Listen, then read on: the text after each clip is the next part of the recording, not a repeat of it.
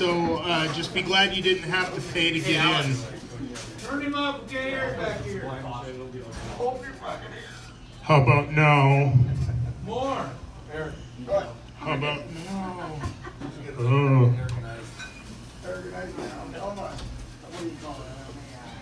Alright, so anyways, I got some really good news for you Spice Girls fans. I was listening to the radio the other day, and the Spice Girls are talking about having a reunion tour. This time around, they're just going to tour as Old Spice. You know, and I've been hearing a lot about this Tide Pod challenge. I don't know that this is really a challenge. You're just an idiot doing stupid shit on the internet. You know, but this is the future of our country, folks. Let that sink in a little bit. But I guess on a positive note, eating Tide Pods could possibly be a pre-treater for skid marks. What about the cotton candy in the attic? The what? The cotton candy in the attic. No clue.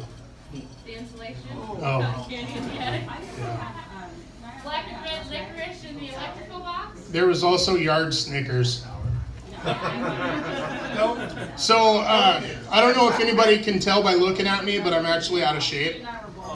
I skipped my workout yesterday. That makes like 6 years in a row. So, I'm actually getting to that point where I'm starting to get winded and sweaty just putting on my socks and shoes in the morning.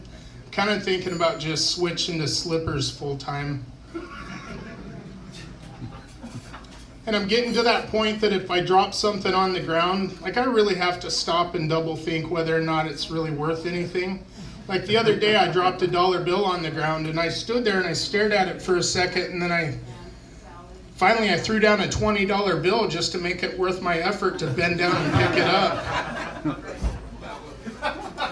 You know, and I'm even getting fat when it comes to healthy food. I was at the restaurant the other day and the waitress asked me if I wanted soup or salad. I got really excited and I said, hell yes, I'll have the soup or salad. And she said, no, sir, I said soup or salad. I got kind of disappointed. And I love it when you order pop in a restaurant and the waitress always asks you, do you want diet? Like, do I look like I want diet? Or are you just suggesting maybe it's time to make the switch? You know, and even my credit card company knows that I'm out of shape. I finally broke down and I bought a gym membership, and before I even left the gym, my credit card company called me just to see if my card was stolen.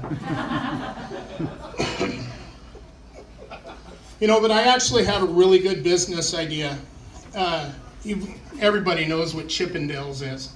Well, I'm going to start my own dance company, and it's going to be called Chubby Dales. And we're going to come out buck naked, and we're going to get paid to put our clothes on. You know, and if you think about it, it's really a win-win situation all the way around. I mean, these bars are going to make a ton of money as women line up to do shot after shot to try to get the image of my naked body out of their head. And men don't have to worry about their women going to these shows and getting all horny and having sex with one of the strippers or something. And women, after they check out my naked body, they're going to go home to their men and take one look at him and go, fuck, he's not so bad after all. You know, but I am trying to get in shape. I bought me one of those Fitbit watches last week. I've already masturbated 15 miles. You know, but I'm getting older. I mean, obviously, I'm getting older. That's kind of how age works, but I'm getting to that magical age for men. I'm starting to pay more attention to those erectile dysfunction commercials. They're just kind of starting to make a little bit more sense. And it's like my hair is getting lazy. It seems like every day I wake up and there's less hair on the top and more growing out my ears and out my nose and out my eyebrows. It's like my hair just said, fuck you, I'm done growing. And I don't dare drink anything after like 7 o'clock at night, or I'll be up all night going to the bathroom. And if I'm on a road trip, I don't dare pass up a rest stop anymore. And now that I am to the age of 40, I'm supposed to get a prostate exam once a year. Well, I broke down and I went and I got my first prostate exam. And as I was undressed and the doctor come in, and I asked the doctor, I said, where do you want me to put my pants? And he said, I felt his hand on my shoulder, and he said, you can put them on the chair by mine.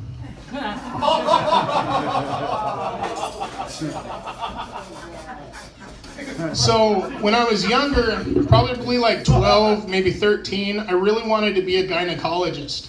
I thought it would be really cool to look at vaginas all day long. I thought that was great. Until I found out the general condition that you're usually looking at, and I quickly changed my mind. Like a friend of mine was telling me years ago, she was telling me she went to the gynecologist, and I guess he's a young guy, really good looking, and first time she'd ever been to him, and she really wanted to impress him, you know. So it's kind of like when you go to the dentist, you know, you brush your teeth and you floss and you mouthwash. Well, she kind of did the same thing, you know. She took a shower and she trimmed up down there. Right before she left the house, she reached into the medicine cabinet and she grabbed the body spray, sprayed some down there, you know, really trying to kick it off. And so she gets to her appointment, and the doctor comes in to examine her, and he lifts the sheet and he goes, isn't that cute? And she was just mortified, you know, she was really embarrassed. So after her appointment, she goes home, and she was thinking, God, I don't know what happened. And she looks down there. Well, she realized that to her horror, she didn't grab the body spray. She had actually grabbed her son's glitter hairspray from the Halloween the year before.